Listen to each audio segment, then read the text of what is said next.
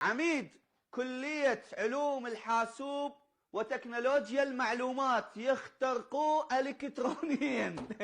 اذا انت عميد فاشل باختصاصك انا راح اعتب عليك اذا امنا مصوريك وماخذين من حاسبتك.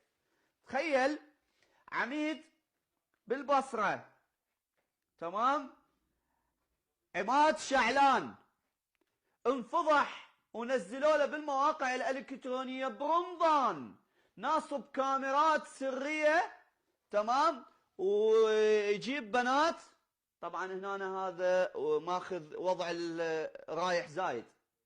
فيجيب بنات للمكتب مالته وينام وياهن ويصورهن طالبات. هذا واحد. هنا كاتبي له موال سريع دكتور. هذا دجر له موال. هذا الحكي برمضان. فضيحة عميد كلية بالبصرة. زين، هذا عميد الكلية شلون اخلاقه؟ بمن يلتقي؟ بمن هو متأثر؟ انطوني الصورة اللي وراه. بمن؟ ما شاء الله ما شاء الله، التقوى والإيمان تخيل بخت جدك يمه. ما شاء الله تخيل بخت جدكم بويه. ما شاء الله ما شاء الله. دكتور كم وحدة؟ اكو بعد وحدة ثانية الصورة لو بس هاي؟ خلينا نشوف اللي وراها شكو. الصورة الأولى دكتور تخيل بخت جدك بويا. ارجع لي ايه هنا. خل افصل لك الموضوع تفصال. عميد كلية علوم الحاسوب عماد شعلان الشاوي نزلوا له وسربوا له فيديوهات راح تنزل، تمام، اكو جروبات توعدت انه هي راح تنزلها.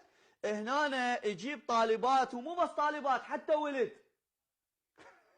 حتى ولد طلاب يجيبهم وينطيهم درجات ويساعدهم، بس بالمقابل ينام بحضنهم. تمام. اكو صورة بعد عندك وهاي اللخ. زين، هنا احنا بنص رمضان. يا حكومة اللي اعترضتوا على مسلسل مكتوب باسم مهدي ابو صالح، مسلسل عالم الست وهيبة، ايش سويتوا لهذا اللي انفضح اخلاقيا؟ ايش سويتوا له كعميد كلية والمفروض هو اب للطالبات؟ مو اب للطالبات، مفروض هو اب. ايش سويتوا له؟ اكتفى الوزير والوزارة بسحب مهامه وعزله. تخيل تخيل حكومة السوداني، حكومة تقول احنا اتباع اهل البيت يلزمون بالجرم المشهود عميد كلية ما مخلي طالبة ومصورهن ومحتفظ بفيديوهاتهن، واللي ما ترجع مرة ثانية وما تقول له حاضر يهددها بالفيديو مالتها. ومو بس طالبات، حتى طلاب. قرت عينك يا عراق، قرت عينك. هذا لو في اي دولة ثانية كان هاي الجامعة انقلبت بها الدنيا.